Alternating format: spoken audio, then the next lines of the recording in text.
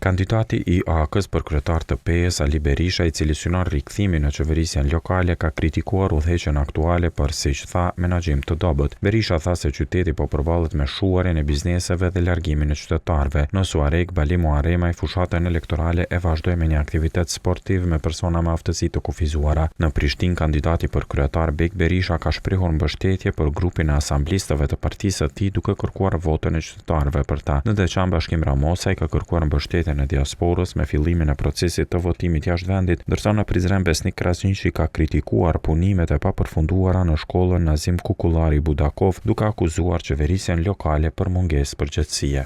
Shumë qytetarë të PE-s që bukur një periudhë, as e kanë mujt me menu për një punësim, as e kanë mujt me menu për një mbështetje.